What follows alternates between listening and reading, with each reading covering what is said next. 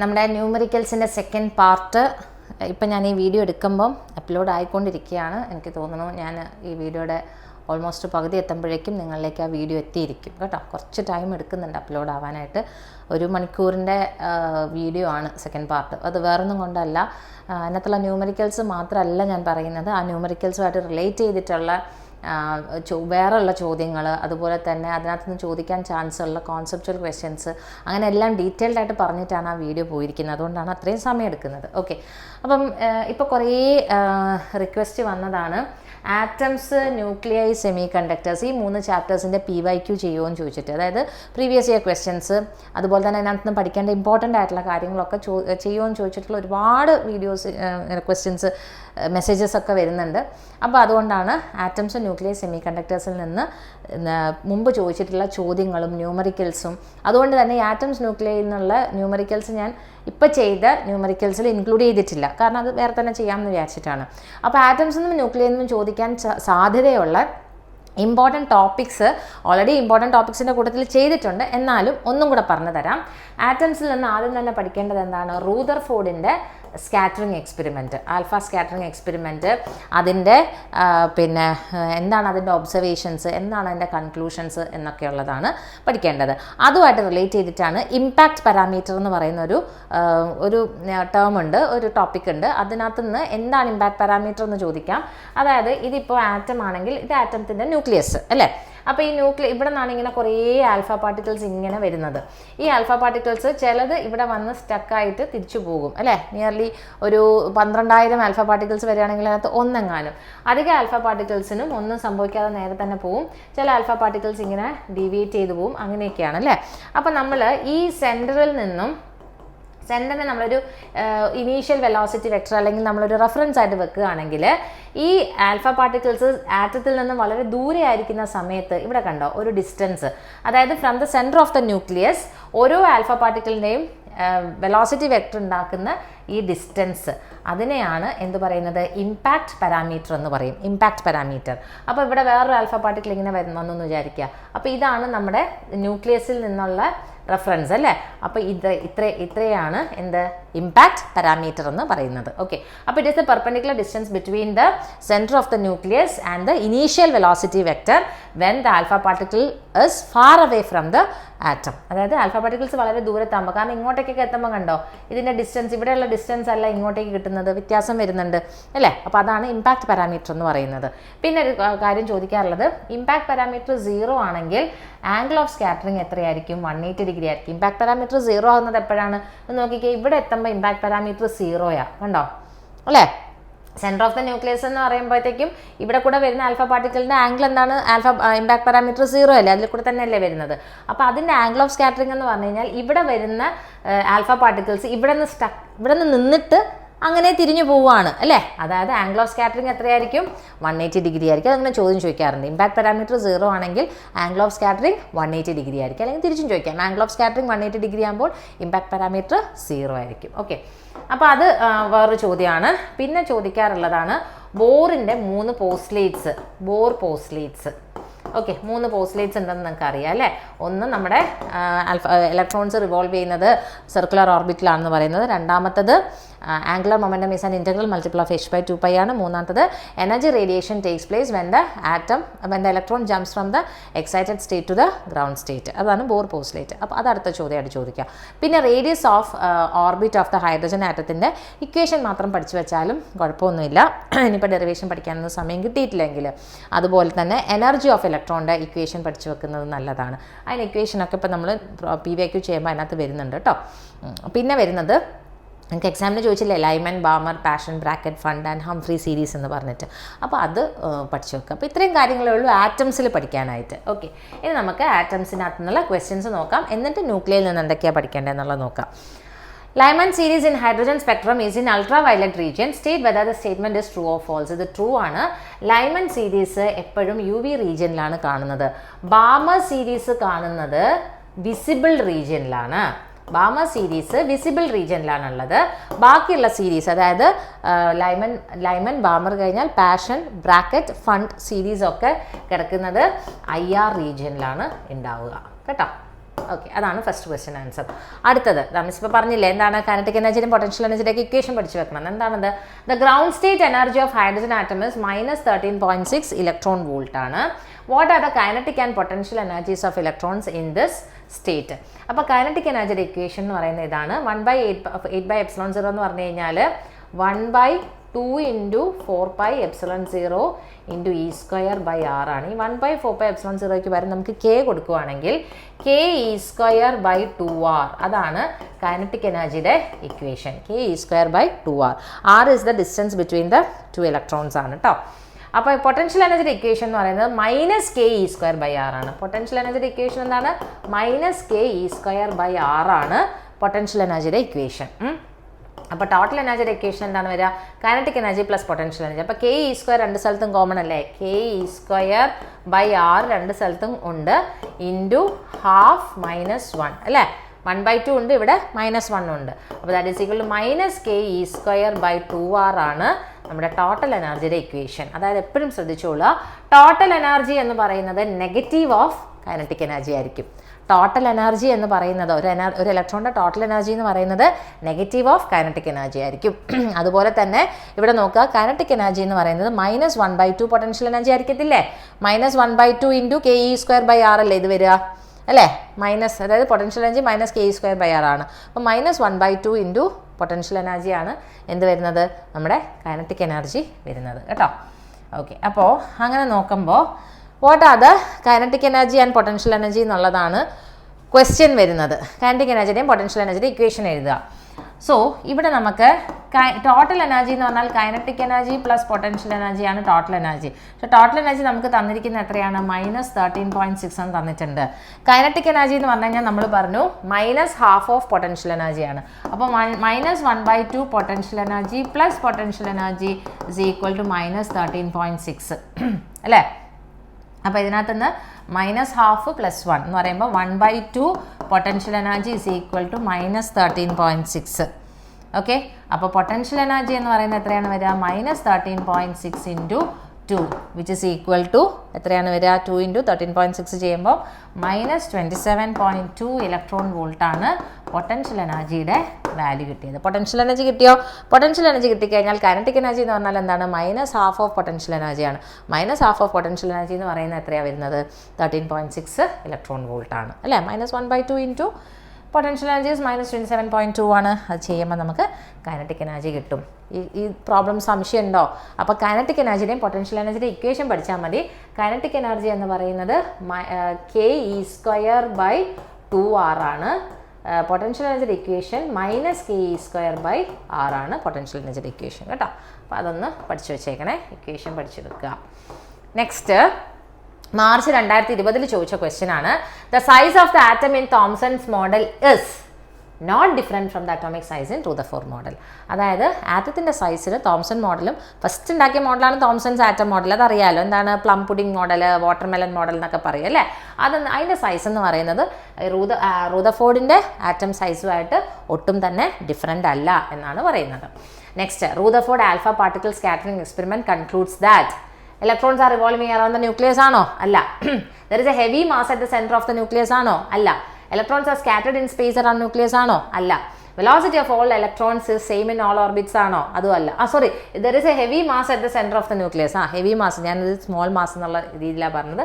അപ്പോൾ heavy mass at the centre of the nucleus അല്ലേ? അതാണ് നമ്മുടെ ഇതിനകത്ത് റുദർഫോർഡിൻ്റെ ആറ്റം മോഡലിൻ്റെ എക്സ്പെരിമെൻറ്റിൻ്റെ കൺക്ലൂഷൻ പറഞ്ഞത് അല്ലേ? Mass positively charged centre is situated at the centre of the atom. അതിനെയാണ് ന്യൂക്ലിയസ് എന്ന് വിളിച്ചതെന്ന് പറഞ്ഞു അല്ലേ? Okay, next, energy of electron in the nth orbit of hydrogen atom is En is equal to -13.6/n². ഈ equation പഠിച്ചു വെക്കണം കേട്ടോ. Okay, what is energy required to make electron free from first orbit of hydrogen atom? nth ഓർബിറ്റിലെ എനർജിയുടെ electron എന്ന് പറയുന്നത് energy of electron എന്ന് പറയുന്നത് -13.6/n² ആണ്. അങ്ങനെയാണെങ്കിൽ ഫസ്റ്റ് ഓർബിറ്റിൽ നിന്നും ഇലക്ട്രോണിനെ എമിറ്റ് ചെയ്യിക്കാൻ അല്ലെങ്കിൽ എസ്കേപ്പ് ചെയ്യിക്കാൻ എത്ര എനർജി ആവശ്യമുണ്ട് എന്ന് ചോദിച്ചു കഴിഞ്ഞാൽ എന്നിൻ്റെ അവിടെ എന്ത് കൊടുത്താൽ മതി? 1 കൊടുക്കുക. ഓക്കെ, അപ്പോൾ -(-) വരുമ്പോൾ ടോട്ടൽ എനർജി എത്രയാണ് വരിക? 13.6 ഇലക്ട്രോൺ വോൾട്ടാണ് ആൻസർ വരുന്നത്.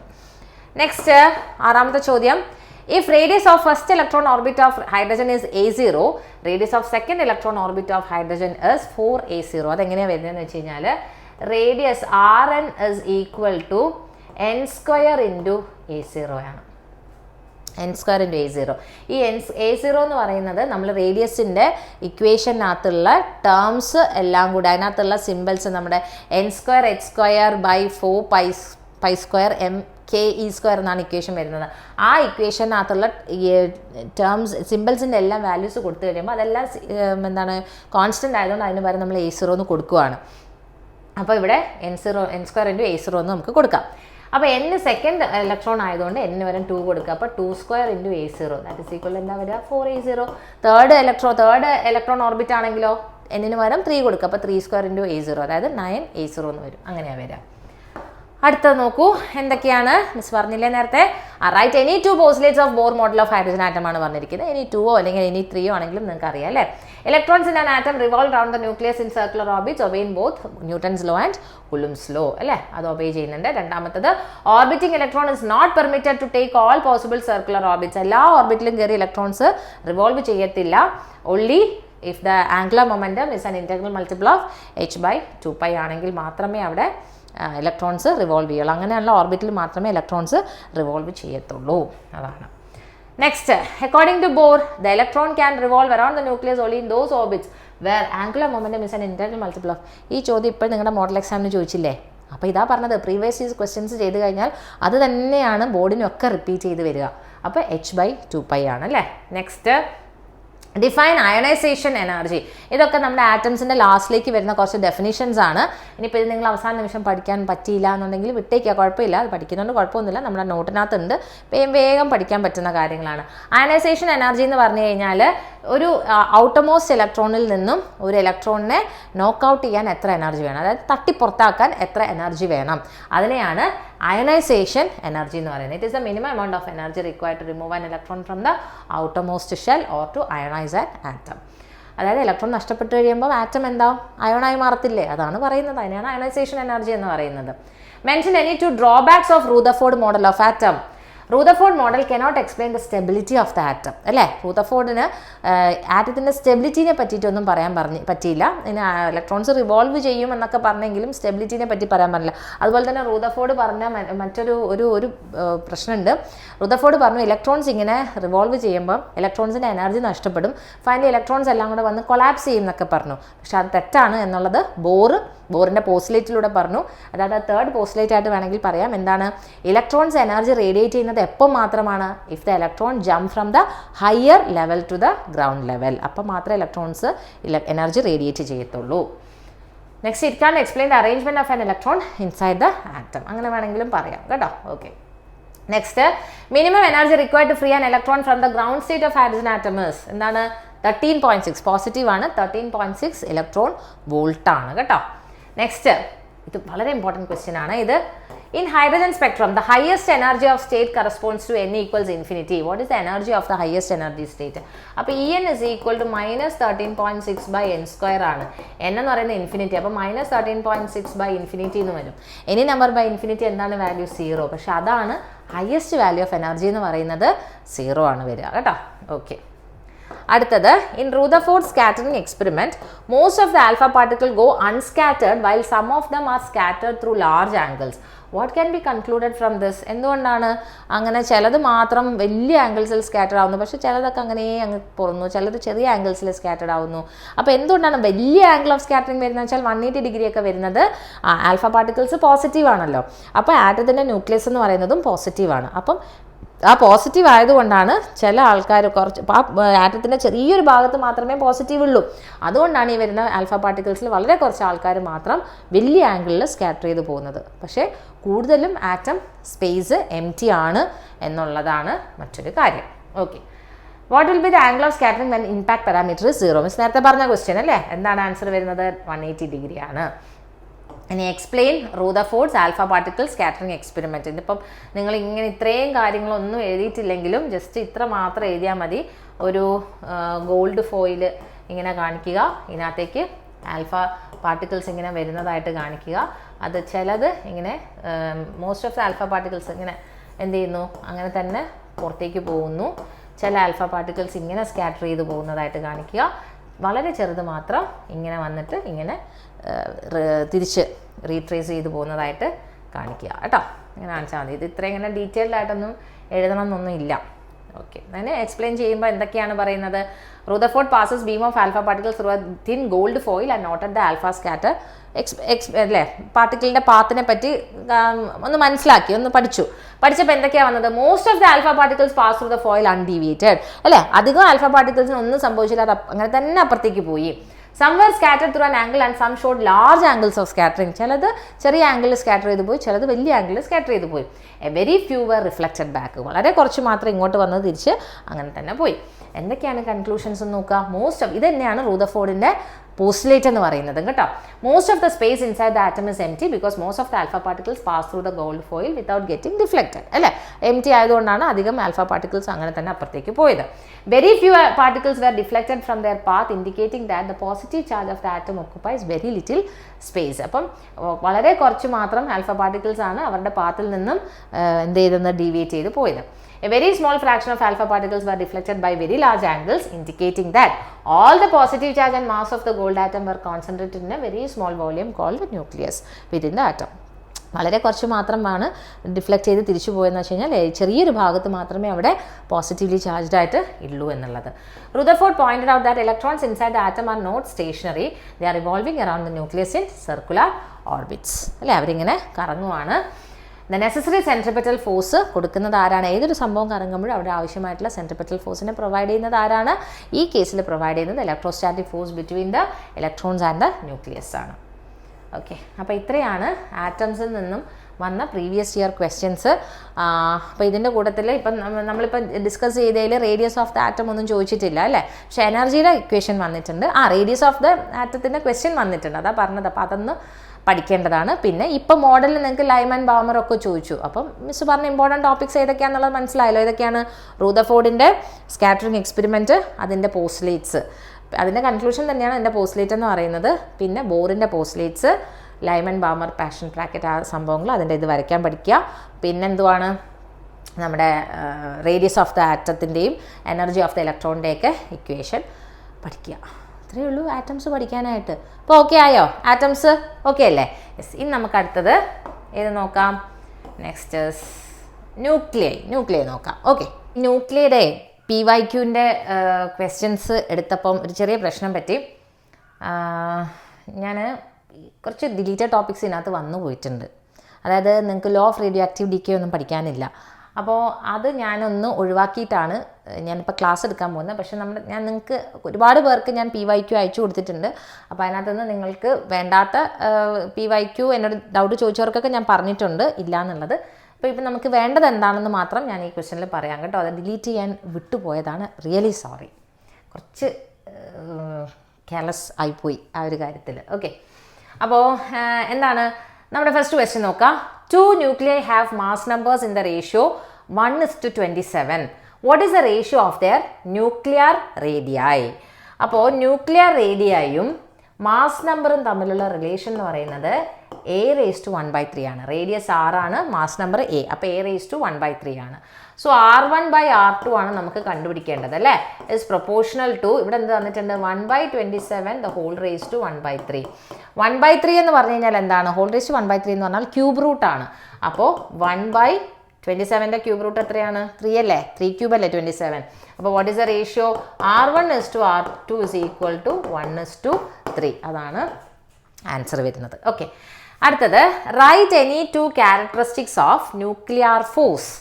അപ്പോൾ നിങ്ങൾക്ക് ഒത്തിരി പേർക്ക് ന്യൂക്ലിയയുടെ ഡൗട്ടൊക്കെ ചോദിച്ചിട്ടുണ്ടായിരുന്നു. അപ്പം ഞാൻ ഈ പ്രീവിയസ് ക്വസ്റ്റ്യൻസ് പറഞ്ഞതിന് ശേഷം ഞാൻ ന്യൂക്ലിയയുടെ നോട്ട് വെച്ചിട്ട് ഒന്ന് ഓടിച്ച് എന്തൊക്കെയാണ് പഠിക്കേണ്ടതെന്നുള്ള ക്ലാസ്സും കൂടെ പറഞ്ഞുതരാം കേട്ടോ. ഓക്കെ, അതിൻ്റെ കാര്യങ്ങൾ പറഞ്ഞുതരാം.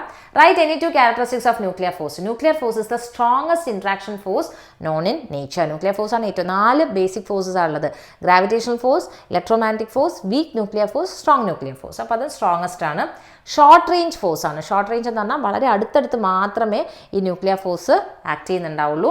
Nuclear force does not depend on charge. ഏത് ചാർജ് ആണെങ്കിലും ന്യൂക്ലിയർ ഫോഴ്സ് ഡിപ്പെൻഡ് ചെയ്യില്ല. പ്രോട്ടോൺസ് ആണെങ്കിലും, പ്രോട്ടോൺസ് ന്യൂട്രോൺസ് ആണെങ്കിലും, പ്രോട്ടോൺസ് ഇലക്ട്രോൺസ് ആണെങ്കിലും ഒക്കെ ന്യൂക്ലിയർ ഫോഴ്സ് എപ്പോഴും സെയിം തന്നെയായിരിക്കും. അടുത്തത് റേഡിയോ ആക്റ്റീവ് ഡീകേ ഡിലീറ്റഡ് ആണ്, വെരി സോറി. അടുത്തത് മാച്ച് ദ ഫോളോയിങ് പറയുകയാണ്. ന്യൂക്ലിയർ ഫിഷൻ എന്ന് പറയുന്നത് എന്താണ്? Generally possible for nuclear with high atomic number. High atomic number ഉള്ളവർക്ക് മാത്രമാണ് ഫിഷൻ നടക്കുകയുള്ളൂ അല്ലേ. റേഡിയോ ആക്റ്റീവ് ഡിസിൻറ്റഗ്രേഷൻ നടക്കുന്നത്, അതായത് സ്പ്ലിറ്റ് ചെയ്ത് കുഞ്ഞു കുഞ്ഞി ന്യൂക്ലിയായി മാറുന്നതാണ് ഫിഷൻ എന്ന് പറയുന്നത്. ന്യൂക്ലിയർ ഫ്യൂഷൻ എന്ന് പറയുന്നത് ലോ അറ്റോമിക് നമ്പേഴ്സ് ഉള്ള, അതായത് ഹൈഡ്രജനൊക്കെ 2 ഹൈഡ്രജൻ കമ്പൈൻ ചെയ്തിട്ട് ഹീലിയം ആവുന്നതൊക്കെയാണ് നമ്മുടെ ഫ്യൂഷനിൽ നമ്മൾ പഠിക്കുന്ന എക്സാമ്പിൾ എന്ന് പറയുന്നത് അല്ലേ. Next transition between atomic energy levels എന്ന് പറയുന്നത് ഹൈഡ്രജൻ സ്പെക്ട്രമാണ്. Then electron emission from nucleus എന്ന് പറയുന്നത് ബീറ്റ ഡി കെ ആണ്. പക്ഷേ ബീറ്റ ഡി കെ നിങ്ങൾക്ക് പഠിക്കാനില്ല. Alpha beta gamma decay എന്നൊക്കെ പറയുന്നത് റേഡിയോ ആക്ടിവിറ്റിയുടെ കൂട്ടത്തിൽ വരുന്നതാണ്, പക്ഷേ അതൊക്കെ ഡിലീറ്റഡ് ടോപ്പിക്കാണ് കേട്ടോ. ഓക്കെ, മാച്ച് ദ ഫോളോയിങ്ങിൽ വന്നതുകൊണ്ട് ജസ്റ്റ് കാണിച്ചു എന്നുള്ളതേ ഉള്ളൂ. ഇതൊക്കെ ഡിലീറ്റഡ് ആണ്, very sorry. Next write any 2 properties of nuclear force. വീണ്ടും വന്നിട്ടുണ്ട്. Nuclear force is the strongest interaction, നമ്മൾ നേരത്തെ പറഞ്ഞല്ലോ, അതൊക്കെ തന്നെയാണ്. പിന്നെ വന്നിരിക്കുന്നത് write the number of neutrons and protons in the nucleus of. Protons Z ആണ്, ന്യൂട്രോൺസ് എന്ന് പറഞ്ഞാൽ A-Z. നമ്മൾ കുഞ്ഞു ക്ലാസ്സിൽ പഠിക്കുന്നുണ്ടല്ലേ. അതായത് ഇപ്പം നമ്മൾ ഓക്സിജൻ്റെ കേസ് എടുക്കുക, ഓക്സിജൻ 8O16 ആണ്. അപ്പോൾ എത്ര നമ്പർ ഓഫ് ഇലക്ട്രോൺസ് ഉണ്ട്? ഇതല്ലേ അറ്റോമിക് നമ്പർ. ഇലക്ട്രോൺസിൻ്റെ അറ്റോമിക് നമ്പർ തന്നെയാണ് ഇലക്ട്രോൺസിൻ്റെ നമ്പർ. പ്രോട്ടോൺസും 8 തന്നെയായിരിക്കും. ന്യൂട്രോൺസ് എന്ന് പറഞ്ഞാൽ ഇത് മാസ് നമ്പറാണ്, ഇത് അറ്റോമിക് നമ്പറാണ്. അപ്പോൾ mass number minus atomic number, that is also 8. അപ്പോൾ നമ്പർ ഓഫ് ന്യൂട്രോൺസും 8 ആണ്. അപ്പോൾ ഇതാണ് പ്രോട്ടോൺസ് Z ആണ്, neutrons A-Z. Z is atomic number and A is mass number. അടുത്ത വളരെ ഇമ്പോർട്ടൻ്റ് ആയിട്ടുള്ളൊരു സംഭവമാണ് ഇത്. മാസ് ഡിഫക്റ്റ് എന്താണ്? A nucleus is made up of protons and neutrons. Define mass defect and write an equation for mass defect. അതായത് mass defect എന്ന് പറഞ്ഞു കഴിഞ്ഞാൽ നമ്മുടെ ന്യൂക്ലിയസ് എന്ന് പറയുന്നത് ഇത്. ഈ ന്യൂക്ലിയസിനൊരു മാസ്സുണ്ട്. ന്യൂക്ലിയസിൻ്റെ മാസ് എന്ന് പറയുന്നത് ഞാൻ ക്യാപിറ്റൽ M എന്ന് കൊടുക്കുക. ന്യൂക്ലിയസിൻ്റെ അകത്ത് എന്തുണ്ട്? ന്യൂട്രോൺസും പ്രോട്ടോൺസും ഉണ്ട് അല്ലേ. ന്യൂട്രോൺസിന് ഒരു മാസ് ഉണ്ട്, Mn എന്ന് കൊടുക്കുക. പ്രോട്ടോൺസിന് മാസ് ഉണ്ട്, Mp എന്ന് കൊടുക്കുക. ഓക്കെ, അപ്പോൾ ഇവർക്ക് ടോട്ടലായിട്ട് മാസ് എത്രയാണ് വരിക? Mass of neutron. അപ്പോൾ ഒരു ന്യൂട്രോണിൻ്റെ മാസ്, അതുപോലെ n നമ്പർ ഓഫ് ന്യൂട്രോൺസ് ഉണ്ടാവും അല്ലേ, പ്ലസ് മാസ് ഓഫ് പ്രോട്ടോൺ അല്ലേ. ഇതെല്ലാം കൂടെ എത്ര പ്രോട്ടോൺസ് ഉണ്ടോ എത്ര ന്യൂട്രോൺസ് ഉണ്ടോ അവരുടെ എല്ലാത്തിൻ്റെയും കൂടെ മാസ് എടുക്കുമ്പോൾ ആ മാസും കംപ്ലീറ്റ് ന്യൂക്ലിയസിൻ്റെ മാസും ചെറിയൊരു വ്യത്യാസം ഉണ്ടാവും. ന്യൂക്ലിയസിൻ്റെ മാസും ന്യൂക്ലിയസിൻ്റെ അകത്തുള്ള ഈ ന്യൂട്രോൺസിൻ്റെയും പ്രോട്ടോൺസിൻ്റെയും കൂടെ ടോട്ടൽ മാസും തമ്മിൽ ചെറിയൊരു വ്യത്യാസമുണ്ട്. ആ വ്യത്യാസത്തിനെയാണ് മാസ് ഡിഫക്റ്റ് എന്ന് പറയുന്നത്. So it is a difference in the mass of the nucleons. ന്യൂട്രോൺസിൻ്റെയും പ്രോട്ടോൺസിനോട് എന്താ പറയുക? Nucleons. And the mass of the nucleus. Mass of the ന്യൂക്ലിയോൺസും മാസ് ഓഫ് ദ ന്യൂക്ലിയസും തമ്മിലുള്ള ഡിഫറൻസിനെയാണ് മാസ് ഡിഫക്റ്റ് എന്ന് പറയുന്നത്. അപ്പോൾ ഈ മാസ് ഡിഫക്റ്റിൻ്റെ ഇക്വേഷൻ എങ്ങനെയാണ് എഴുതുക എന്ന് നോക്കാം നമുക്ക്. അപ്പോൾ ടോട്ടൽ മാസ് ഓഫ് അല്ലേ, മാസ് ഓഫ് പ്രോട്ടോൺ അല്ലേ, ഒരു പ്രോട്ടോണിൻ്റെ മാസ് Mp. അപ്പോൾ എത്ര നമ്പർ ഓഫ് പ്രോട്ടോൺസ് ഉണ്ടാവും? ആറ്റോമിക് നമ്പർ Z ആണെങ്കിൽ Z നമ്പർ ഓഫ് പ്രോട്ടോൺസ് ഉണ്ട്. അപ്പം ഒരു പ്രോട്ടോണിൻ്റെ mass into Z number of protons അല്ലേ, പ്ലസ് A-Z എന്ന് പറയുന്നത് എന്താണ്? നമ്പർ ഓഫ് ന്യൂട്രോൺസ് അല്ലേ. Number of neutrons into mass of 1 neutron. ഇത്രയും ചെയ്യുമ്പോൾ എന്താ നമുക്ക് കിട്ടുന്നത്? മാസ് ഓഫ് ദ ന്യൂക്ലിയോൺസ് കിട്ടി അല്ലേ. മാസ് ഓഫ് ദ ന്യൂക്ലിയോൺസിൽ നിന്നും minus mass of the nucleus, that is minus capital M. ഇതാണ് മാസ് ഡിഫക്റ്റ് എന്ന് പറയുന്നത് നമ്മൾ ΔM കൊണ്ട് ചെയ്യുന്നത്. അപ്പം ഞാനിപ്പോൾ പറയുകയാണ്, ഓക്സിജൻ്റെ കേസ് തന്നെ എടുക്കാം. എത്ര നമ്പർ ഓഫ് ഇലക്ട്രോൺസ് ഉണ്ട് അല്ല, എത്ര നമ്പർ ഓഫ് പ്രോട്ടോൺസ് ഉണ്ട് ഓക്സിജന്? 8. അപ്പോൾ 8 ഇൻറ്റു Mp പ്ലസ് എത്ര നമ്പർ ഓഫ് ന്യൂട്രോൺസ് ഉണ്ട്? 16 മൈനസ് 8 ഇൻറ്റു Mn അല്ലേ, minus mass of nucleus of the oxygen ചെയ്യുമ്പോൾ നമുക്ക് mass defect of oxygen atom കിട്ടും. മനസ്സിലായില്ലേ? ഓക്കെ, ഇനിയിപ്പോൾ ഇതിനകത്ത് തന്നെ ഉണ്ടല്ലോ, ഇതും കൂടെ പറഞ്ഞ സ്ഥിതിക്ക് ബാക്കിയും കൂടെ പറയാം. ഇത് വെച്ചിട്ട് തന്നെ നമ്മളോട് ബൈൻഡിങ് എനർജി കണ്ടുപിടിക്കാൻ പറയും. അപ്പോൾ ബൈൻഡിങ് എനർജിയുടെ ഇക്വേഷൻ വരുന്നത് mc² ആണ്, ഐൻസ്റ്റീൻ്റെ മാസ് എനർജി റിലേഷൻ അല്ലേ. പക്ഷേ ഇത് നമുക്ക് കിട്ടുക ജൂളിലാണ് കിട്ടുക. ഇലക്ട്രോൺ വോൾട്ടിൽ അല്ലെങ്കിൽ മെഗാ ഇലക്ട്രോൺ വോൾട്ടിൽ കിട്ടണമെങ്കിൽ, ബൈൻഡിങ് എനർജി കിട്ടണമെങ്കിൽ നമുക്ക് ഇവിടെ കിട്ടിയ ΔMനെ ഇൻറ്റു 931 ചെയ്താൽ മതി. അതായത് ഇവിടെ കിട്ടിയ C എന്ന് പറയുന്നത് വെലോസിറ്റി ഓഫ് ലൈറ്റ് ആണ്. അത് കിട്ടിയിട്ട് അതിനെ ഇലക്ട്രോൺ വോൾട്ടിലേക്കൊക്കെ കൺവേർട്ട് ചെയ്തിട്ടൊക്കെ ചെയ്യുന്നതാണ് ആണ്.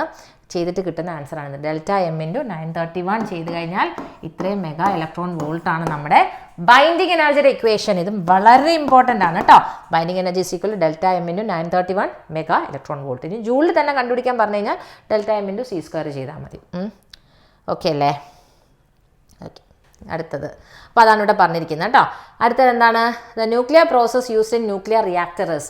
ന്യൂക്ലിയർ റിയാക്ടർ ശരിക്കും ഡിലീറ്റഡ് ടോപ്പിക്കാണ്, പക്ഷേ ഫിഷൻ പഠിക്കാനുള്ളത് കൊണ്ട് റിയാക്ടറിനെ പറ്റി ഡീറ്റെയിൽഡ് ആയിട്ടൊന്നും പഠിക്കാനില്ല. അപ്പം ന്യൂക്ലിയർ ഫിഷനാണ് ന്യൂക്ലിയർ റിയാക്ടറിൽ നടത്തുന്നത് അല്ലേ, അതിനകത്ത് എനർജി കിട്ടാൻ വേണ്ടിയിട്ടൊക്കെ, ഇലക്ട്രിക്കൽ എനർജി കിട്ടാൻ വേണ്ടിയിട്ട്.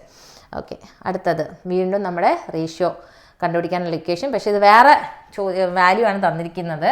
നേരത്തെ 1:27 ആയിരുന്നു, ഇപ്പോൾ 8:27. അപ്പം നമ്മൾ 8/27 ക്യൂബ് റൂട്ട് എടുത്തു കഴിഞ്ഞാൽ എത്രയാണ് കിട്ടുക? 8ൻ്റെ ക്യൂബ് റൂട്ട് എന്ന് പറഞ്ഞാൽ 2/3. അപ്പോൾ വാല്യൂ വരുന്നത് 2:3 എന്ന് കിട്ടും. നമ്മൾ ഫസ്റ്റ് ചെയ്തില്ലേ, ആ പ്രോബ്ലം തന്നെയാണ്.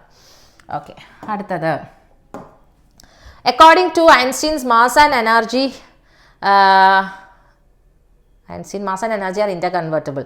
Calculate the energy equivalent to 1 gram of substance. Energy equivalent to 1 gram of substance. എന്താണ് എനർജിയുടെ ഇക്വേഷൻ? mc². 1 gram എന്ന് പറയുമ്പോൾ 1 ഇൻറ്റു 1 ഗ്രാം അല്ലേ, അതിനെ കിലോഗ്രാമിലേക്ക് ആക്കുക. 1 ഇൻറ്റു 10⁻³ ഇൻറ്റു സി എന്ന് പറയുന്നത് എത്രയാണ്? 3 ഇൻറ്റു 10⁸ ആണ്. അപ്പം അത്രയും ദ ഹോൾ സ്ക്വയർ എന്ന് ചെയ്യാം. അപ്പം നമുക്കിവിടെ എന്ത് കിട്ടും? 9 ഇൻറ്റു 10⁻13 ജൂൾ എന്ന വാല്യൂ കിട്ടും അല്ലേ. എനർജി കണ്ടുപിടിച്ചു. Right the relation between mass defect and binding energy. ഇതാ മാസ് ഡിഫക്റ്റും ബൈൻഡിങ് എനർജി എന്താ മിസ് ഇപ്പോൾ കാണിച്ചു തന്നല്ലേ. ഡെൽറ്റ എം c² ചെയ്യുക, അത്രയേ ഉള്ളൂ.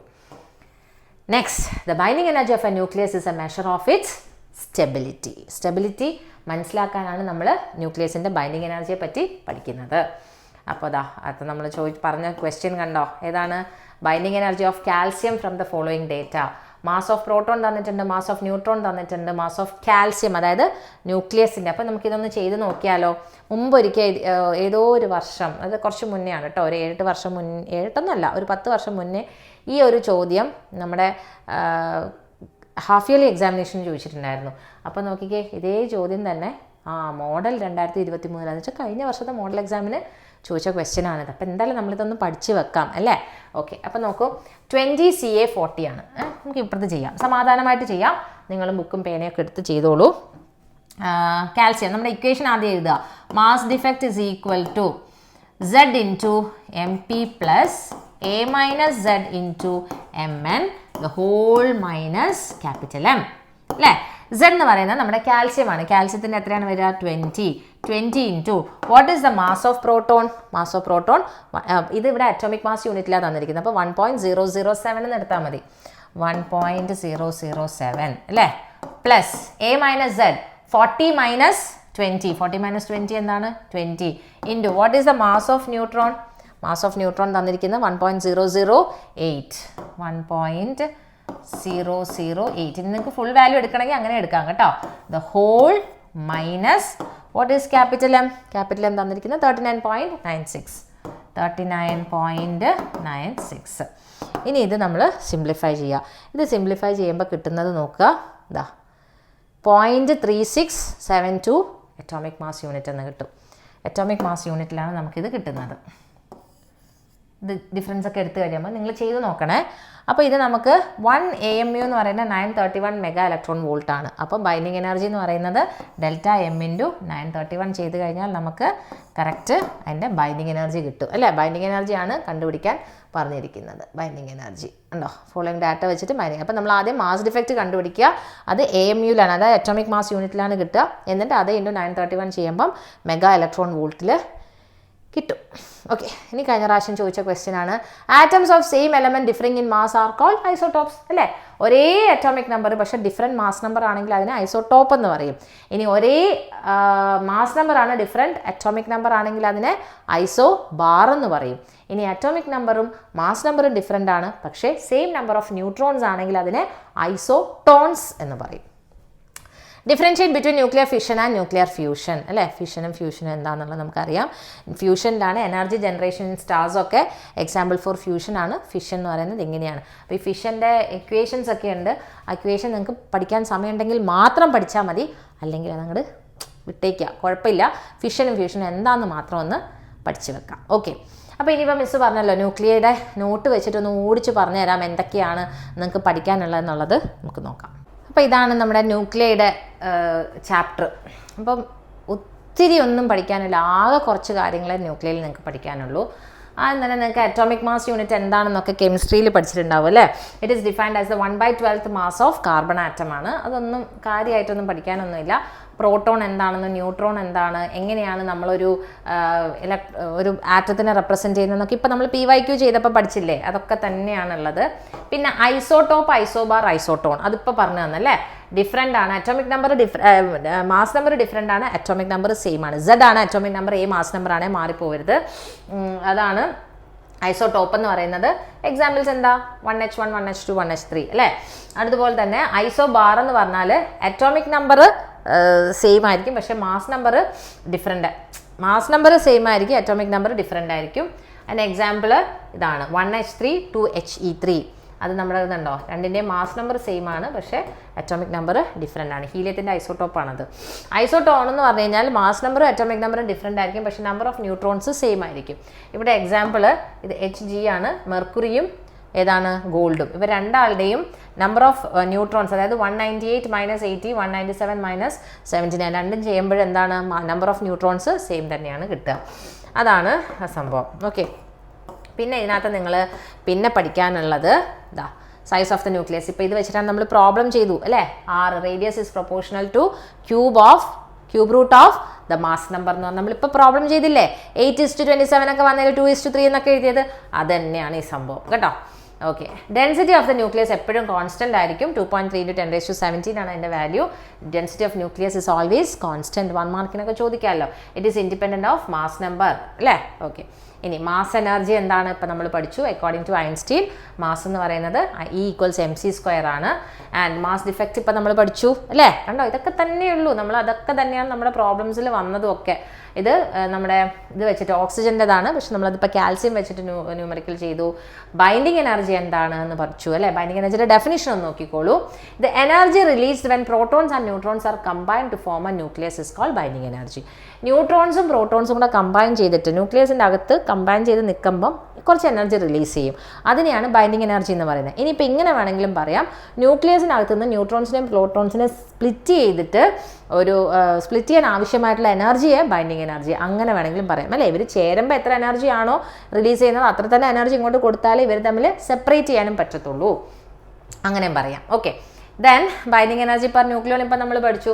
ബൈൻഡിങ് എനർജി പഠിച്ചല്ലേ. ബൈൻഡിങ് എനർജി പെർ ന്യൂക്ലിയോൺ എന്ന് പറഞ്ഞാൽ binding energy by mass number ആണ് ബൈൻഡിങ് എനർജി പെർ ന്യൂക്ലിയോൺ. അപ്പം പ്രോബ്ലം ചോദിക്കുമ്പോൾ ചിലപ്പോൾ ബൈൻഡിങ് എനർജി പെർ ന്യൂക്ലിയോൺ കണ്ടുപിടിക്കാൻ പറഞ്ഞു കഴിഞ്ഞാൽ ഇപ്പം കാൽസ്യത്തിൻ്റെതാണ് കണ്ടുപിടിക്കേണ്ടെങ്കിൽ നമുക്ക് കിട്ടിയ binding energy divided by what is the mass number of calcium 40. അപ്പോൾ കിട്ടിയ ബൈൻഡിങ് എനർജി ഡിവൈഡ് ബൈ 40 ചെയ്താൽ മതി. ഇനി ഈ ഗ്രാഫാണ് പലർക്കും ഒരു സംശയമായിട്ട് പറഞ്ഞിട്ടുള്ളത്. ഇത് മാത്രമാണ് ഇപ്പോൾ ക്വസ്റ്റ്യൻസിൽ നമ്മൾ പ്രീവിയസ് ഇയേഴ്സിലൊന്നും കാണാത്തത്, പക്ഷേ അതുകൊണ്ട് നമുക്കൊന്ന് പഠിച്ചു വെക്കാം എന്തായാലും. എന്താണ്, ഇങ്ങനെയാണ് ബൈൻഡിങ് എനർജിയുടെ കർവ് വരുന്നത് അല്ലേ. ഇത് നോക്കൂ, X ആക്സിസിൽ മാസ് നമ്പറും Y ആക്സിസിൽ ബൈൻഡിങ് എനർജി പെർ ന്യൂക്ലിയോണാണ് എഴുതിയിരിക്കുന്നത്. അപ്പോൾ ഇങ്ങനെ ഗ്രാഫ് ഇങ്ങനെ കൂടി വന്നിട്ട് ഇവിടെ കണ്ടോ ഇങ്ങനെ ഇങ്ങനെ ഒരു സ്പൈക്ക് പോലെ വരുന്നുണ്ട്. പിന്നെ ഇവിടെ നിന്ന് ഇങ്ങനെ ഒന്ന് കൂടും, പിന്നെ ഒന്ന് കുറഞ്ഞിട്ട് പിന്നെ ഇങ്ങനെ കോൺസ്റ്റൻ്റ് ആയിട്ട് പോവുക ചെയ്യുന്നത്. ഇങ്ങനെയാണ് ഗ്രാഫിൻ്റെ ഷേപ്പ്. അപ്പോൾ നിങ്ങൾ ഈ വാല്യൂസ് ഒന്നും പഠിക്കണ്ട, ജസ്റ്റ് X ആക്സിസിൽ മാസ് നമ്പർ എന്ന് എഴുതുക. X ആക്സിസിൽ മാസ് നമ്പർ, Y ആക്സിസിൽ ബൈൻഡിങ് എനർജി പെർ ന്യൂക്ലിയോൺ എന്ന് എഴുതുക. എന്നിട്ട് ബൈൻഡിങ് എനർജി എന്ന് പറഞ്ഞാൽ EBN എന്നാണ് നമ്മൾ എഴുതുക കേട്ടോ. Binding energy per nucleon EBN. അത് നമ്മൾ ഇങ്ങനെ വരയ്ക്കുക, ഇങ്ങനെ ഇങ്ങനെ ഇങ്ങനെ ഒരു സ്പൈക്ക് കൊടുക്കുക, പിന്നെ ഇങ്ങനെ ഒന്ന് കൊടുത്തിട്ട് പിന്നെ ഇങ്ങനെ പോവുക. ഇങ്ങനെ വരച്ചാൽ മതി ബൈൻഡിങ് എനർജിയുടെ കർവ്. ഇനി എന്തൊക്കെയാണ് ബൈൻഡിങ് എനർജി കർവിൽ നിന്ന് നമ്മൾ മനസ്സിലാക്കേണ്ടതെന്ന് നോക്കുക. EBN is almost constant for nuclei whose mass number ranges as 30 to 170. 30 മുതൽ, അതായത് ഇവിടം മുതൽ 170 വരെ എന്ന് പറയുമ്പോൾ ഇവിടം വരെ binding energy per nuclein constant ആണ്. അതായത് ഇവിടം തൊട്ട് ഇത്രയും ഭാഗം ഉണ്ടോ ഓൾമോസ്റ്റ് ഒരു കോൺസ്റ്റന്റ് ആയിട്ട് പോകുന്നതായിട്ടാണ് ഉള്ളത് അല്ലേ. First thing. രണ്ടാമത്തത്, the maximum value of EBN is 8.75 mega electron volt for iron and it is 7.6 mega electron volt for uranium. അയണിനാണ് ഏറ്റവും കൂടുതൽ ബൈൻഡിങ് എനർജി വരുന്നത്. എത്രയാണ് വാല്യൂ? 8.75. ചിലപ്പോൾ ഈ വാല്യൂ ചോദിക്കാം കേട്ടോ. ഇപ്പോൾ തന്നെ ഇലക്ട്രോ മാഗ്നറ്റിക് വേവ്സിൽ വേവ് ലെങ്തിൻ്റെ റേഞ്ച് തന്നിട്ട് നിങ്ങൾക്ക് ഇത് ചെയ്യാൻ പറഞ്ഞിട്ടില്ലേ, നമ്മുടെ ഏത് ഇലക്ട്രോ മാഗ്നറ്റിക് വേവ് ആണ് അല്ലേ, അതുപോലെ തന്നെ വാല്യൂ ചോദിക്കാം. അയണിൻ്റെത് 8.75 ആണ്, യുറേനിയം ഹയർ ന്യൂക്ലിയൈ ആണ്, അതിൻ്റെത് 7.6 മെഗാ ഇലക്ട്രോൺ വോൾട്ട് ആണ്. Then EBN is low for lighter nuclei and also for heavier nuclei. ഇവിടേക്ക് ലൈറ്റർ ന്യൂക്ലിയൈ എന്ന് പറയുമ്പോൾ 50ക്ക് താഴെയൊക്കെ ബൈൻഡിങ് എനർജി കുറവാണ്. അതുപോലെ തന്നെ കൂടുതൽ വലുത് വരുമ്പോഴും ബൈൻഡിങ് എനർജി കുറവാണ് വരിക, വലിയ മാസ് നമ്പർ വരുമ്പോഴും. There appear narrow spikes in the curve which shows extra stability. ഇത്രയും ഭാഗത്ത് കണ്ടോ ഇങ്ങനെ സ്പൈക്സ് പോലെ വരുന്നത്, ഇത്രയും ഭാഗം കാണിക്കുന്നതെന്ന് വെച്ചാൽ അവിടെ എക്സ്ട്രാ സ്റ്റേബിൾ ആണ്, ആറ്റം എക്സ്ട്രാ സ്റ്റേബിൾ ആണ് എന്നുള്ളതാണ് അവിടെ കാണിക്കുന്നത്. അപ്പോൾ ഇത്രയേ ഉള്ളൂ ബൈൻഡിങ് എനർജിയുടെ പഠിക്കാനായിട്ട്. പിന്നെ ന്യൂക്ലിയർ ഫോഴ്സിൻ്റെ പ്രോപ്പർട്ടീസ് നമ്മൾ എഴുതിയല്ലോ, പഠിച്ചല്ലോ, അത് തന്നെയാണ് ഇവിടെയും പറഞ്ഞിരിക്കുന്നത്. ഇനി variation of potential energy with distance എന്ന് പറഞ്ഞു കഴിഞ്ഞാൽ ന്യൂക്ലിയോൺസ് തമ്മിലുള്ള സെപ്പറേഷനും അതിൻ്റെ പൊട്ടൻഷ്യൽ എനർജിയും തമ്മിലുള്ളൊരു ഗ്രാഫാണ് ഈ വരച്ചിരിക്കുന്നത്. Separation of nucleons and the potential energy. അപ്പോൾ നമ്മൾ ആദ്യം തന്നെ ഒരു പെർട്ടിക്കുലർ വാല്യൂ R0 എന്ന് പറയുന്ന ഒരു വാല്യൂവിനെ നമ്മളൊരു കോൺസ്റ്റൻറ്റ് വാല്യൂ ആക്കി എടുത്തു. ഈ സെപ്പറേഷൻ ബിറ്റ്വീൻ ദ ന്യൂക്ലിയോൺസ് R0നേക്കാളും താഴെ ആയിരിക്കുമ്പോൾ പൊട്ടൻഷ്യൽ എനർജി കൂടുതലാണ്.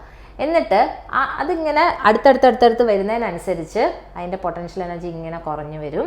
പിന്നെ വീണ്ടും R കൂടുന്നതിനനുസരിച്ച് എന്താവും, ഇങ്ങോട്ടേക്ക് ഇങ്ങനെയാണ് ഗ്രാഫ് വരിക. പൊട്ടൻഷ്യൽ എനർജിയും ആറും തമ്മിലുള്ള ഗ്രാഫ് കേട്ടോ.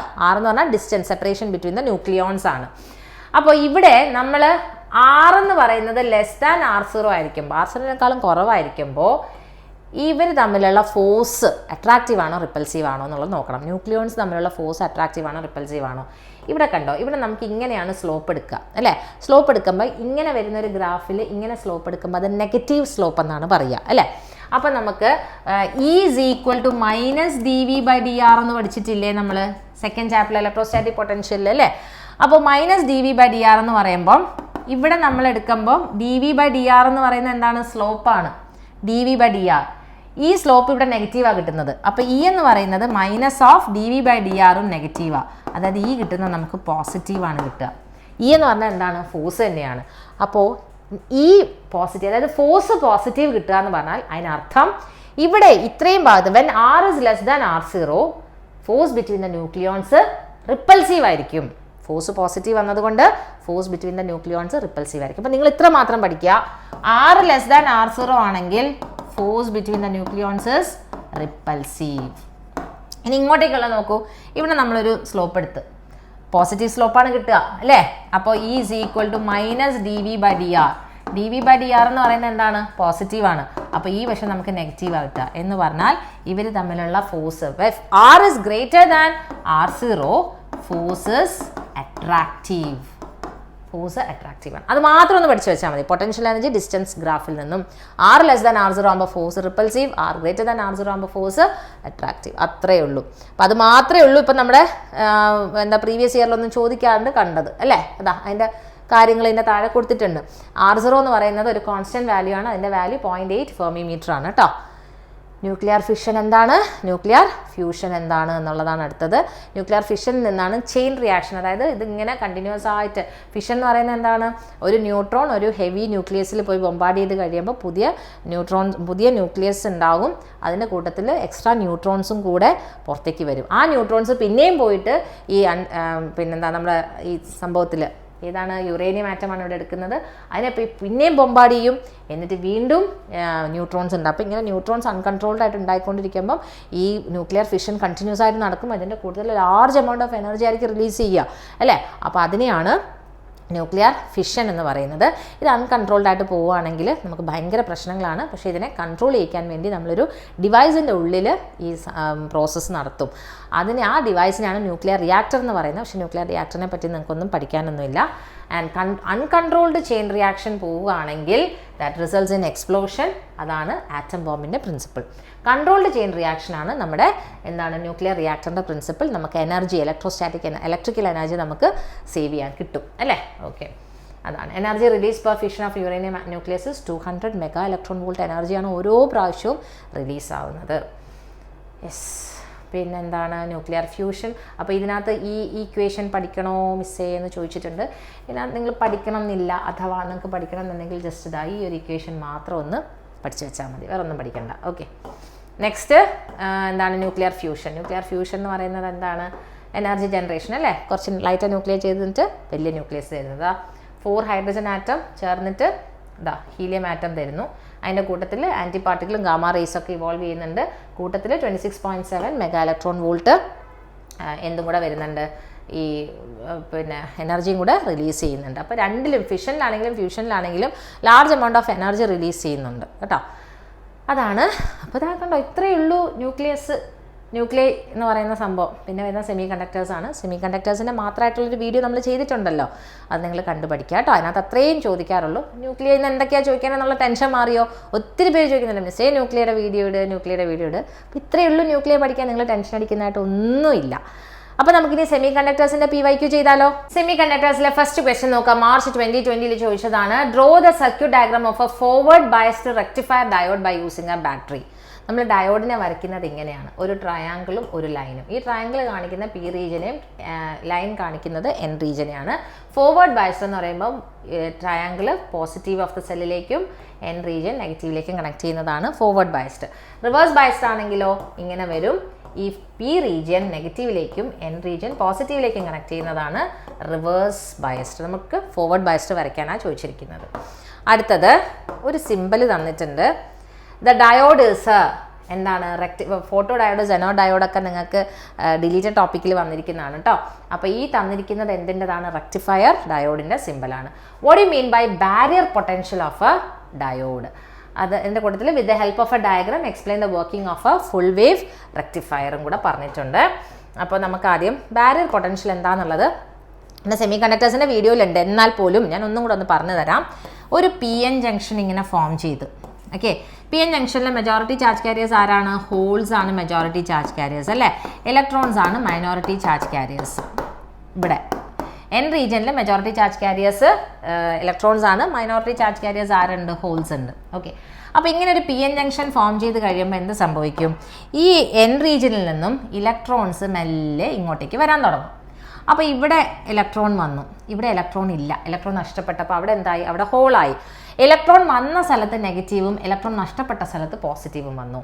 രണ്ടാമത് മറ്റൊരു ഇലക്ട്രോൺ വന്നു, ഇവിടെ കയറിയിരുന്നു, ഇവിടെ ഹോളായി. അപ്പോൾ ഇവിടെ ഒരു നെഗറ്റീവ് വന്നു, ഇവിടെ ഒരു പോസിറ്റീവ് വന്നു. അപ്പോൾ ഇങ്ങനെ ഈ സംഭവം നടക്കുകയാണ്. ഇലക്ട്രോൺസ് N റീജിയനിൽ നിന്നും ഇങ്ങനെ പോയിട്ട് P റീജിയനിലേക്ക് എത്തുകയാണ്.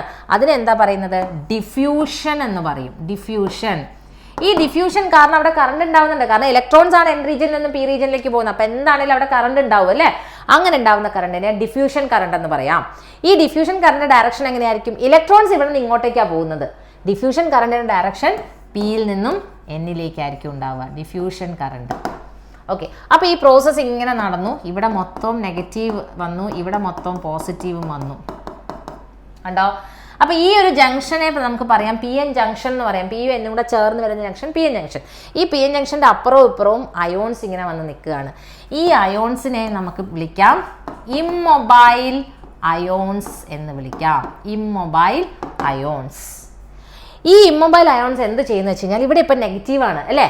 ഇനി ഇലക്ട്രോൺസ് ഇവിടെ നിന്ന് ഇങ്ങോട്ടേക്ക് വരാൻ ഈ നെഗറ്റീവ് അയോൺസ് സമ്മതിക്കുമോ? ഇല്ല, റിപ്പൽ ചെയ്യും. ഇലക്ട്രോൺസ് നെഗറ്റീവാണ്, ഈ റീജിയൻ ഇവിടെ ആയിട്ട് നെഗറ്റീവ് ഫോം ചെയ്തു, അപ്പോൾ ഇവർ റിപ്പൽ ചെയ്യും. അപ്പോൾ ഇവിടെ എന്ത് സംഭവിച്ചു? ഇവിടെ ഒരു റീജിയൻ ഫോം ചെയ്തു. ആ റീജിയനെ പറയുന്ന പേരാണ് ഡിപ്ലീഷൻ റീജിയൻ എന്ന് പറയും. അപ്പോൾ എന്താണ് depletion region? The region near the junction where there are immobile ions. ഇനി ബാരിയർ പൊട്ടൻഷ്യൽ എന്ന് പറഞ്ഞു കഴിഞ്ഞാൽ ഇവിടെ നെഗറ്റീവ് ഇവിടെ പോസിറ്റീവ് അല്ലേ. അപ്പോൾ ഈ നെഗറ്റീവും പോസിറ്റീവും കാരണം ഇവിടെ ഒരു പൊട്ടൻഷ്യൽ ഡെവലപ്പ് ആയില്ലേ. ആ പൊട്ടൻഷ്യലിനെ പറയുന്ന പേരാണ് barrier potential. The potential developed across the junction because of the immobile ions അല്ലെങ്കിൽ near in the depletion region. അതിനെയാണ് ബാരിയർ പൊട്ടൻഷ്യൽ എന്ന് പറയുന്നത്. ഇനി ഈ ബാരിയർ പൊട്ടൻഷ്യൽ കാരണം അവിടെ ഒരു ഇലക്ട്രിക് ഫീൽഡ് ഉണ്ടാവുന്നുണ്ട്. ഇലക്ട്രിക് ഫീൽഡ് കാരണം ഈ നെഗറ്റീവ് അയോണിൽ നിന്നും, അതായത് നെഗറ്റീവ് എൻഡിൽ നിന്നും പോസിറ്റീവ് എൻഡിലേക്ക് ഇലക്ട്രോൺസ് ഡ്രിഫ്റ്റ് ചെയ്യും. ഡ്രിഫ്റ്റ് പഠിച്ചിട്ടുണ്ടല്ലേ, നെഗറ്റീവിൽ നിന്നും പോസിറ്റീവിലേക്ക് under the influence of electric field electrons move ചെയ്യുന്നതിനാണ് ഡ്രിഫ്റ്റ് എന്ന് പറയുന്നത്. അപ്പോൾ ഇവിടെ ഇലക്ട്രോൺസ് ഡ്രിഫ്റ്റ് ചെയ്യും. ആ ഡ്രിഫ്റ്റ് ചെയ്യുന്നത് ഏത് ഡയറക്ഷനിലായിരിക്കും നോക്കിക്കേ. ആദ്യം ഇലക്ട്രോൺസ് എന്നിൽ നിന്ന് Pയിലേക്ക് വന്നതിനാണ് നമ്മൾ ഡിഫ്യൂഷൻ എന്ന് വിളിച്ചത്. ഇപ്പം നെഗറ്റീവിൽ നിന്ന് പോസിറ്റീവിലേക്ക്, അതായത് ഇവിടെ നെഗറ്റീവ് ഇവിടെ പോസിറ്റീവ് ആയതുകൊണ്ട് ഇവിടെ നിന്ന് ഇങ്ങോട്ടേക്കാണ് ഡ്രിഫ്റ്റ് നടക്കുന്നത്. ഓപ്പോസിറ്റ് ഓഫ് ഡിഫ്യൂഷൻ അല്ലേ. അപ്പോൾ drift is from P to N and diffusion is from N to P. പക്ഷെ ഡിഫ്യൂഷൻ കറണ്ട് എന്ന് പറയുന്നത് ഡിഫ്യൂഷൻ്റെ ഓപ്പോസിറ്റ് ഡയറക്ഷനിലായിരിക്കും. എന്നിൽ നിന്നും Pയിലേക്ക് ഡിഫ്യൂഷൻ സംഭവിക്കുന്നു, Pയിൽ നിന്ന് എന്നിലേക്ക് ഡിഫ്യൂഷൻ കറണ്ട് ഉണ്ടാവുന്നു. Pയിൽ നിന്നും എന്നിലേക്ക് ഡ്രിഫ്റ്റ് ഉണ്ടാവുന്നു, എന്നിൽ നിന്നും പിയിലേക്ക് ഡ്രിഫ്റ്റ് കറണ്ട് ഉണ്ടാവുന്നു. ഡിഫ്യൂഷൻ്റെ ഓപ്പോസിറ്റ് ഡയറക്ഷനിലാണ് ഡിഫ്യൂഷൻ കറണ്ട്, ഡ്രിഫ്റ്റിൻ്റെ ഓപ്പോസിറ്റ് ഡയറക്ഷനിലാണ് ഡ്രിഫ്റ്റ് കറണ്ട്. എന്നുവെച്ചാൽ ഇത്രയേ ഉള്ളൂ, ഡിഫ്യൂഷൻ കറണ്ടും ഡ്രിഫ്റ്റ് കറണ്ടും ഓപ്പോസിറ്റ് ഡയറക്ഷനിലായിരിക്കും. ഫൈനലി ഇവർ തമ്മിൽ ക്യാൻസൽ ആയി പോവും. അതുകൊണ്ടാണ് ഡയോഡിൽ നെറ്റ് കറണ്ട് 0 എന്ന് കിട്ടുന്നത്.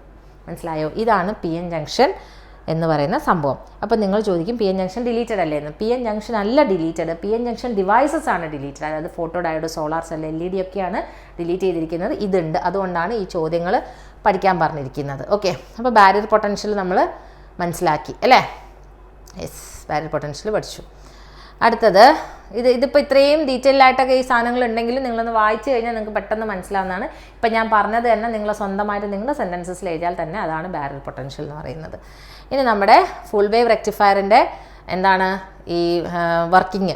അപ്പോൾ ഫുൾ വേവ് റെക്ടിഫയറിൻ്റെ വർക്കിംഗ് എന്ന് പറയുന്നത് ആദ്യം ഹാഫ് വേവിൻ്റെ വർക്കിംഗ് പറഞ്ഞുതരാം. നമ്മൾ ആദ്യം തന്നെ ഡയഗ്രാം വരയ്ക്കാൻ പഠിക്കുക. ഒരു ട്രാൻസ്ഫോമർ ഇങ്ങനെയുണ്ട്, ഇവിടെ ഒരു ഇൻപുട്ട് കൊടുക്കുന്നുണ്ട്, ഇവിടെ ഒരു ഡയോഡ് ഉണ്ട്, ഈ ഡയോഡിൻ്റെ ഇവിടെയായിട്ടൊരു റെസിസ്റ്റർ ഉണ്ട് RL. ഓക്കെ, ഇതിന് അക്രോസ് ആയിട്ടാണ് നമുക്ക് ഔട്ട്പുട്ട് കിട്ടുക. എന്താണ് റെക്ടിഫയർ എന്ന് പറയുന്നത്? AC സോഴ്സിനെ AC നമ്മൾ DC ആക്കി മാറ്റണം. അതാണ് റെക്ടിഫയർ എന്ന് പറഞ്ഞാൽ. അതിൻ്റെ മെയിൻ കമ്പോണൻറ്റ് ഡയോഡാണ്. ഇനി എന്താണെന്ന് വെച്ച് കഴിഞ്ഞാൽ ഈ ACയുടെ പോസിറ്റീവ് സൈക്കിളിൽ ഇത് സെക്കൻഡറി കോയിലാണല്ലോ, ഇവിടെ പോസിറ്റീവ് ഇവിടെ നെഗറ്റീവ് ആയിരിക്കും. അതായത് ഈ P റീജിയൻ പോസിറ്റീവിലേക്കും N റീജിയൻ നെഗറ്റീവിലേക്കും കണക്ട് ചെയ്യുന്ന പോലെ ആയിരിക്കും. എന്ന് വെച്ചാൽ ഡയോഡ് ഫോർവേഡ് ബയസ്ഡ് ആയിരിക്കും. So in the positive half cycle diode is forward biased, diode current conduct ചെയ്യും. അപ്പം നമുക്ക് ഔട്ട്പുട്ടിൽ എന്താ കിട്ടുക? കറണ്ട് കിട്ടി. സിമ്പിളായിട്ട് ഇത്ര പറഞ്ഞാൽ മതി. In the positive half cycle the diode is forward biased, so we get current in the output. Negative half സൈക്കിളിൽ എന്താ സംഭവിക്കാന്ന് വെച്ചാൽ ഇവിടെ നെഗറ്റീവ് ഇവിടെ പോസിറ്റീവ് വരും. അപ്പോൾ ഡയോഡ് എന്തായി? റിവേഴ്സ് ബയസ്ഡ് ആയോ? കറണ്ട് ഉണ്ടാവത്തില്ല. വീണ്ടും പോസിറ്റീവ് ഹാഫ് സൈക്കിളിൽ ഇത് പോസിറ്റീവായി ഇത് നെഗറ്റീവായി, ഡയോഡ് കറണ്ട് കണ്ടക്ട് ചെയ്യും. അടുത്ത നെഗറ്റീവ് ഹാഫ് സൈക്കിളിൽ കറണ്ട് കണ്ടക്ട് ചെയ്യത്തില്ല. അപ്പോൾ ഇങ്ങനെയാണ് നമ്മുടെ ഗ്രാഫ് പോകുന്നത്. അപ്പോൾ നിങ്ങളോട് ഇൻപുട്ട് ഔട്ട്പുട്ട് വേവിൻ്റെ ഗ്രാഫ് വരയ്ക്കാൻ പറഞ്ഞാൽ ഇൻപുട്ട് ഫോം ഇങ്ങനെ വരച്ചു കൊടുക്കുക. ഔട്ട്പുട്ട് വരയ്ക്കേണ്ടത് ഈ പോസിറ്റീവ് ഹാഫ് സൈക്കിളിൽ മാത്രം നിങ്ങൾ ഗ്രാഫ് വരയ്ക്കുക. ഇങ്ങനെ പോകും. ഇതാണ് സംഭവം. ഇതാണ് ഇൻപുട്ട്, ഇത് ഔട്ട്പുട്ട്. ഇതാണ് ഹാഫ് വേവ് റെക്ടിഫയർ. എന്തുകൊണ്ട് ഹാഫ് വേവ് എന്ന് പറയുന്നത്? Only one half is rectified. യൂണി ഡയറക്ഷനിലായോ? ഡയറക്റ്റ് കറണ്ടാണ് കിട്ടിയത്. കാരണം ഒരൊറ്റ ഡയറക്ഷനിലേക്ക് നമുക്ക് കിട്ടുന്നുള്ളൂ, നെഗറ്റീവ് ഡയറക്ഷനിലില്ല. യൂണി ഡയറക്ഷനിലായി. പക്ഷേ കുറച്ചൊരു ACയും കൂടെ കയറി വരുന്നത് കൊണ്ടാണ് ഇങ്ങനെ ഈ റാ ഷേപ്പ് വരുന്നത്. ഡയറക്റ്റ് കറണ്ട് എന്ന് പറയുമ്പോൾ ഇങ്ങനെയല്ലേ കിട്ടേണ്ടത്? കുറച്ച് ACയും കൂടെ ഇതിൻ്റെ കൂട്ടത്തിൽ കയറി വന്നിട്ടുണ്ട്. ആ AC ഒഴിവാക്കാനാണ് നമ്മൾ ഫിൽട്ടർ സർക്യൂട്ട് എടുക്കുന്നത്, കപ്പാസിറ്റർ സർക്യൂട്ട് എടുക്കുന്നത് കേട്ടോ. ഓക്കെ, അപ്പോൾ ഇത്രയേ ഉള്ളൂ സംഭവം ഹാഫ് വേവ് റെക്ടിഫയർ. ഇനി നമുക്ക് ഫുൾ വേവ് റെക്ടിഫയർ നോക്കാം. ഫുൾ വേവ് റെക്ടിഫയറിൽ എന്താണെന്ന് വെച്ച് കഴിഞ്ഞാൽ രണ്ട് സൈക്കിൾസും, രണ്ട് പോസിറ്റീവ് സൈക്കിളും നെഗറ്റീവ് സൈക്കിളും എന്ത് ചെയ്യണം? റെക്ടിഫൈ ചെയ്ത് കിട്ടണം.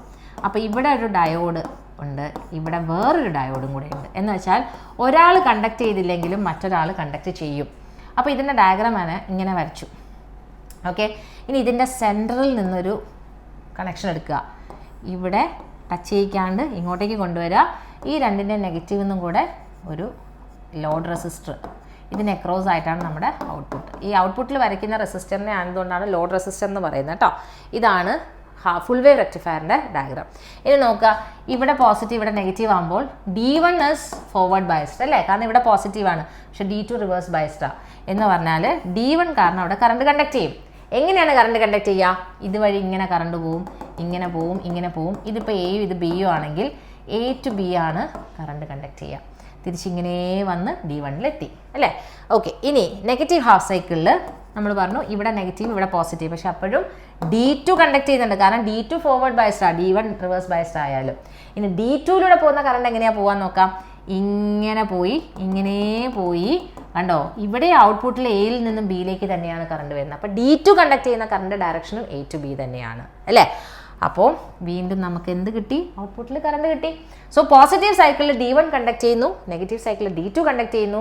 രണ്ടുപേര് കണ്ടക്ട് ചെയ്താലും ഔട്ട്പുട്ടിലെ ഡയറക്ഷൻ ഓഫ് കറണ്ട് എയിൽ നിന്ന് ബിയിലേക്ക് തന്നെയാണ്. അപ്പോൾ ഇതിൻ്റെ വേവ് ഫോം ഒന്ന് വരച്ചാൽ നിങ്ങൾ എങ്ങനെയാണ് വരിക? ഇതാ ഇങ്ങനെ നമ്മൾ വരച്ചു. അതിൻ്റെ വരുന്നത് ഇങ്ങനെ ഇങ്ങനെ ഇങ്ങനെ ഇങ്ങനെ പോകും. ഇത് ഇൻപുട്ടാണ്, ഇത് ഔട്ട്പുട്ടാണ്. ഓക്കെ, ഇനി നമ്മളടുത്ത് വേറൊരു കാര്യം ചോദിക്കുകയാണ്. എ സിയും കൂടെ കയറി വന്നല്ലേ, അതിനെ നമ്മൾ റിപ്പിൾസ് എന്നാണ് പറയുക. അപ്പം ഈ റിപ്പിൾസിനെ ഒഴിവാക്കാനായിട്ട് നമ്മൾ എന്ത് ചെയ്യണം നോക്കൂ. റെക്ടിഫയറിൻ്റെ ഇതാണ് റെക്ടിഫയർ അല്ലേ. റെക്ടിഫയറിൻ്റെ ഔട്ട്പുട്ടിൽ നിന്ന് വരുന്നത് A C plus D C ആണ്. ഇതിനെ നമ്മൾ എന്ത് ചെയ്യുന്നു വെച്ച് കഴിഞ്ഞാൽ ഒരു കപ്പാസിറ്റർ സർക്യൂട്ടിലേക്ക് കണക്ട് ചെയ്യും. ഓക്കെ, ഇവിടെയായിട്ട് ഒരു ലോഡ് റെസിസ്റ്റർ കൊടുക്കുന്നുണ്ട് RL. എ സിയും ഡി സിയും കൂടെ വരുമ്പോൾ ഈ ഡി സി ഒരിക്കലും കപ്പാസിറ്റർ സർക്യൂട്ടിലൂടെ കടന്നു പോകത്തില്ല. കാരണം കപ്പാസിറ്റർ ഹൈ റെസിസ്റ്റൻസ് ആണ് ഡി സിക്ക് കൊടുക്കുക. ഒരിക്കലും ഡി സി ഇതിലെ കൂടെ കടന്നു പോകത്തില്ല. അപ്പോൾ ഡി സി ഇവിടെ എത്തിയിട്ട് നോക്കുമ്പോൾ അയ്യോ ഇവിടെ കൂടെ പോയാൽ ശരിയാവില്ല എന്നറിയാം. പക്ഷേ എ സി കൂളായിട്ട് കപ്പാസിറ്ററിലൂടെ പോവും, ഡി സി പോകത്തില്ല, ഡി സി ഇങ്ങോട്ടേക്ക് പോവും. അപ്പോൾ ഇതിൻ്റെ ഔട്ട്പുട്ടിൽ വരുന്നത് എന്ത് മാത്രമേ ഉണ്ടാവുള്ളൂ? ഡി സി മാത്രമേ ഉണ്ടാവുള്ളൂ. അപ്പോൾ ഒരുപാട് ഉണ്ടായിരുന്ന എ സിയെ നമ്മൾ എന്ത് ചെയ്യാം, കുറേ അങ്ങ് മാറ്റിയിട്ട് പക്ഷേ ചെറിയൊരു എമൗണ്ട് ഓഫ് എ സിയും കൂടെ ഉണ്ടാവും. പക്ഷേ എന്നാലും ഓൾമോസ്റ്റ് ഒരു സ്ട്രേറ്റ് കറണ്ടായി. ഇങ്ങനെ ഉണ്ടായിരുന്നതിനെ നമ്മൾ കുറച്ചൊന്ന് സ്ട്രേറ്റ് ആക്കി എടുക്കാൻ പറ്റി. കുറേ എ സി നമുക്ക് ഒഴിവാക്കി എടുക്കാൻ പറ്റി. ഡി സി മാത്രമേ ഔട്ട്പുട്ടിൽ കിട്ടുള്ളൂ. അപ്പോൾ ഇതാണ് കോൺസെപ്റ്റ്. ഇതാണ് നമ്മൾ സി സർക്യൂട്ടാണ് ഉപയോഗിച്ചത്. സി സർക്യൂട്ടിലൂടെ ഡി സി കടന്നു പോകത്തില്ല. അപ്പോൾ ഡി സി അപ്പുറത്തൂടെ അങ്ങ് പോവും, എ സി ഇതിലെ കൂടെ അങ്ങ് പോവുകയും ചെയ്യും.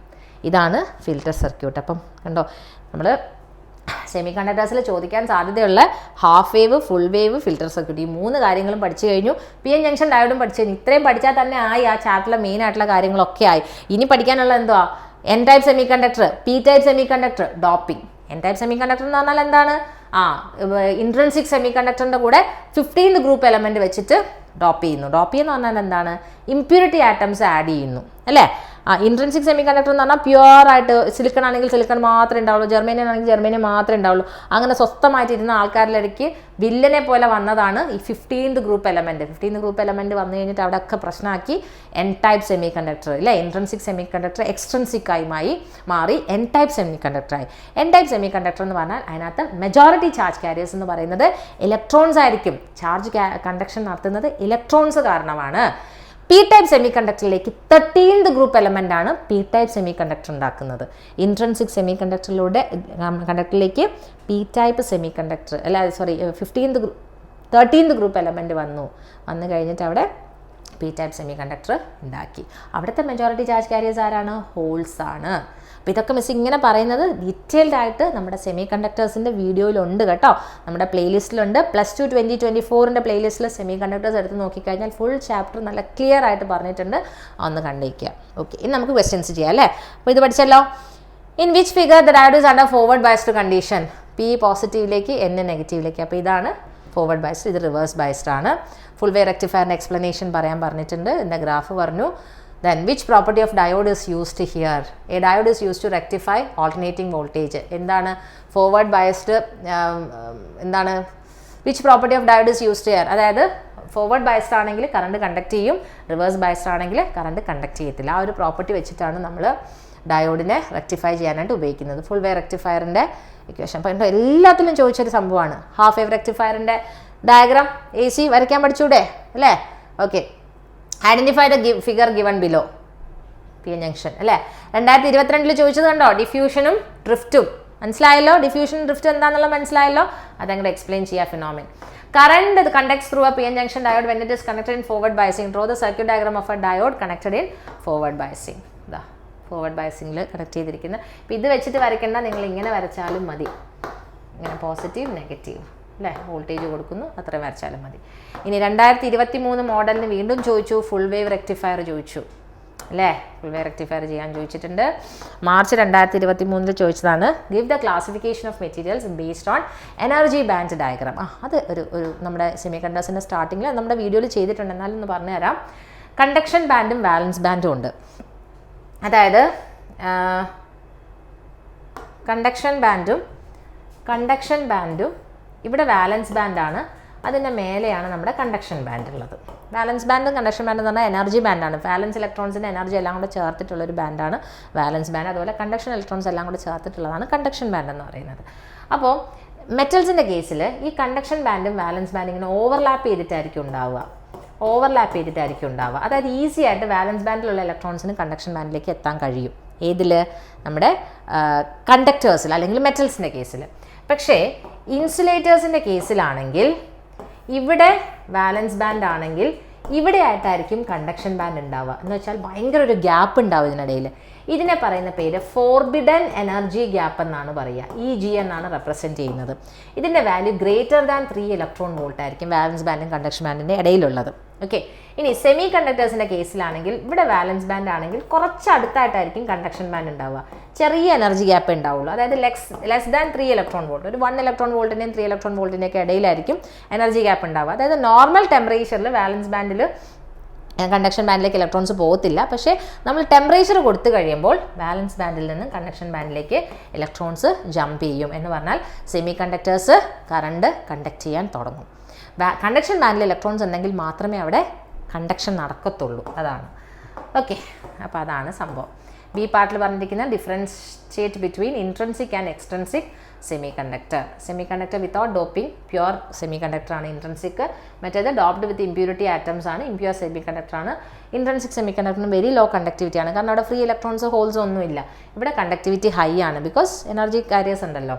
Number of electrons is equal to number of holes ആയിരിക്കും ഇൻട്രൻസിക് സെമി കണ്ടക്ടറിൽ NE = NH. ഇവിടെ എന്തായിരിക്കും? നോട്ട് ഈക്വൽ ആയിരിക്കും. Conductivity depends only on temperature. ഇവിടെ conductivity depends both on temperature and impurity atoms added. അതാണ് ഇൻട്രൻസിക് ആൻഡ് എക്സ്ട്രൻസിക് സെമി കണ്ടക്ടേഴ്സിൻ്റെ സംഭവം. മാർച്ച് 2023. ഇനി അടുത്ത വർഷം നമ്മൾ ഇതുപോലെ വീഡിയോ ചെയ്യുമ്പോൾ നിങ്ങൾ നാളെ എഴുതാൻ പോകുന്ന ചോദ്യപേപ്പറിലെ ചോദ്യങ്ങളും കൂടെ ഇതിനകത്ത് ഉണ്ടാവും അല്ലേ? നിങ്ങളുടെ മോഡൽ 2024 മാർച്ച് 2024 ഒക്കെ ഉണ്ടാവും അല്ലേ? അപ്പോൾ നമ്മൾ ആറ്റംസ്, ന്യൂക്ലിയൈ, സെമി കണ്ടക്ടേഴ്സ് ഈ 3 ചാപ്റ്റർ ഈ വീഡിയോ മാത്രം നിങ്ങൾ കണ്ടാൽ മതി. നിങ്ങൾക്ക് ഈ 3 ചാപ്റ്ററിൽ ഇനി വേറെ ഒന്നും ചോദിക്കാനില്ല. ഓക്കെ അല്ലേ? യെസ്. പിന്നെ അതുപോലെ തന്നെ ഇനി ഒരു വീഡിയോയും കൂടെ ഇടണമെന്നുണ്ട്. ഒരു 60 ഷുവർ ക്വസ്റ്റ്യൻസിൻ്റെ വീഡിയോ മിസ് സെറ്റാക്കി വെച്ചിട്ടുണ്ട്. അത് തീർച്ചയായിട്ടും ഇന്ന് അപ്ലോഡ് ചെയ്യും.